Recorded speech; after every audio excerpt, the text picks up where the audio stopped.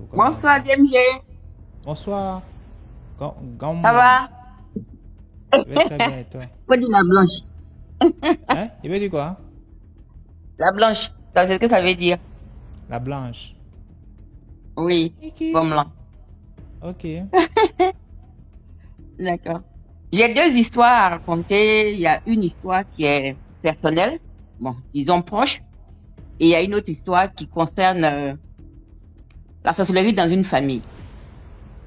Et la première histoire, tu vas choisir en fait. C'est comme on appelle le changement. Quand quelqu'un, par exemple, vient te tuer et puis il te rate, c'est lui qu'on prend. Je sais pas si tu vois ce que je veux dire. Il y a ça et puis voilà. Bon, je vais commencer par la sorcellerie dans la famille. Il s'agit d'une très grande famille. Il y avait beaucoup d'enfants. Donc, les deux derniers, le tout dernier, je vais l'appeler Denis.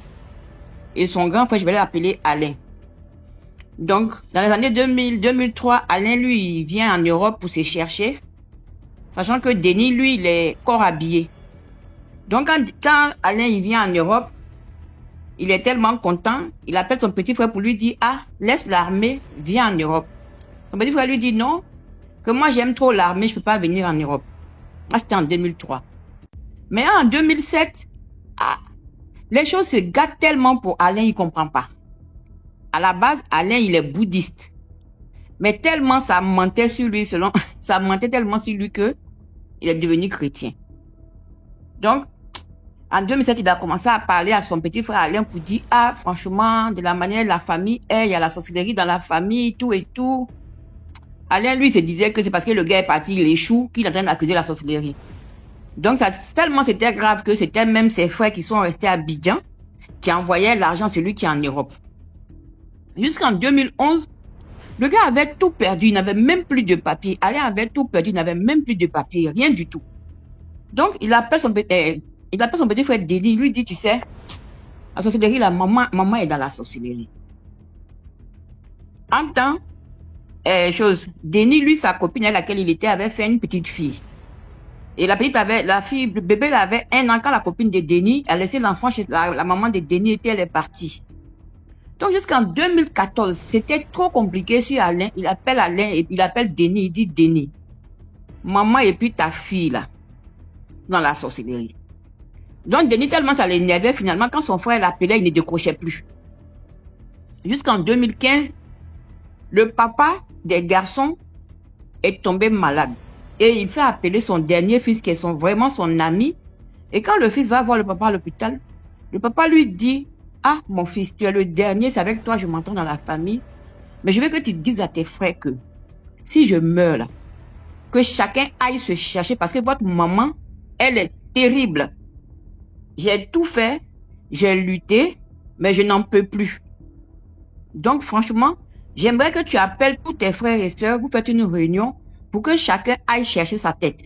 Celui qui veut aller voir Marabout, qu'il aille voir Marabout. Celui qui veut aller voir Imam, il va voir Imam. Celui qui veut aller voir un pasteur, il va voir un pasteur. Mais en tout cas, pour que vous cherchiez. Denis, lui, il vient, il se dit, bon, il est le dernier. Pourquoi c'est à lui, son papa vient dire, comment lui va prendre la responsabilité de dire à ses grands frères que, ah, voilà ce que papa a dit, et tout. Il tourne, il en parle à sa femme. Sa femme lui dit, ah, ça là, c'est compliqué, hein. Finalement, Denis, il ne dit rien. 1 mois après, le papa meurt. Avant que le papa meure, c'est à Denis, il a donné tous les papiers de ses maisons, de ses terrains et tout. Donc, quand le père meurt, Denis avait les papiers. Mais dès qu'il a commencé à avoir des remis ménages dans la famille, il est parti, il a redonné les papiers. Maintenant, la nouvelle femme de Denis, puisque la mère de sa fille avait laissé l'enfant quand l'enfant avait 1 an. Et Denis, il avait été, comment on appelle ça, il a été affecté loin de sa femme et de sa famille. Mais comme la femme reste à la maison avec les enfants, dont la première fille de Denis, que je vais appeler Annick, elle voit que la petite, elle a un comportement bizarre. Son papa lui achète même un nouveau matelas. La petite, là, va prendre le matelas, là, elle va déchirer, jeter. Qu'elle veut boire de l'eau, c'est dans les toilettes qu'elle s'en va boire l'eau. Donc, à chaque fois quand la femme appelle pour dire à Denis, ah, ta fille, elle a un mauvais comportement. Bon, lui, il s'est dit que non, peut-être c'est parce que c'est pas sa maman, surtout qu'elle a commencé à faire des enfants et tout. Donc, franchement, sa femme n'aime pas sa fille, mais il peut pas dire, alors que sa femme s'occupe très bien de la fille. Donc, il est là, il tourne, il tourne. Tout ça, c'est qu'un jour, à la faveur de la guerre en 2011, il a fait partie de ses enfers, comment on appelle ça, toute sa famille à l'intérieur. Donc, la femme de Denis, elle a pris, même la fille de Denis, ils sont partis dans sa famille. C'est là-bas maintenant, il s'est déclaré que la fille était sorcière, mais il n'a pas cru. Donc, ils sont repartis encore une autre fois en vacances. Ils étaient en train de, le frère de la dame est pasteur. Pendant qu'ils sont en train de prier, la fille de Denis peut attaquer le petit frère de la femme à son papa. Et donc, elle prend défaite. On demande encore, la petite dit, il n'y a rien. Mais tellement ils l'ont coincé, elle a fini par dire qu'en fait, elle a donné, elle doit de la viande qu'elle a mangée avec des gens. Donc, il faut qu'elle rembourse. Et c'est là maintenant, quand Denis a vu qu'en fait, sa fille avait commencé à avouer, c'est là maintenant, il s'est déplacé. Il a pris sa fille à aller dans un camp de prière. Donc, ils arrivent dans le camp de prière. La petite, elle avait 13 ans. C'est là, elle va avouer que, effectivement, elle est sorcière. Elle a été initiée par sa grand-mère. Elle a tenté par tous les moyens de tuer son père, mais elle n'y arrive pas.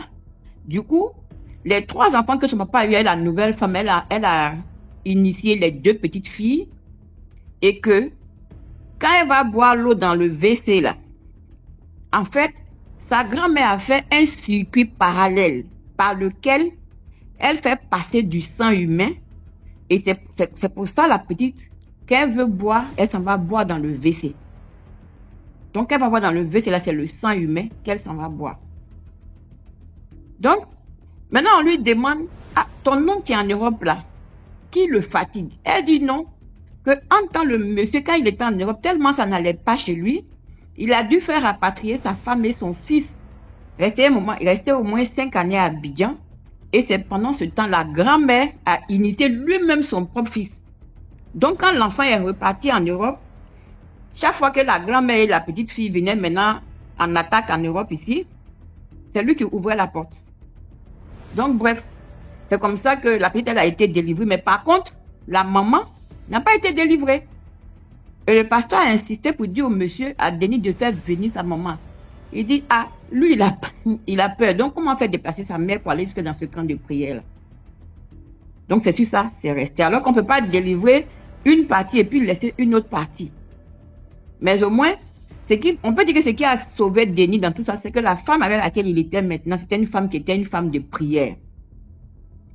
Sinon, la fille, elle a avoué qu'à 4 reprises, elle a tout fait pour pouvoir tuer son propre père, mais elle n'a pas pu tuer son papa. Donc, qu'est-ce que je veux dire par cette histoire-là? Souvent, il y a des secrets de famille.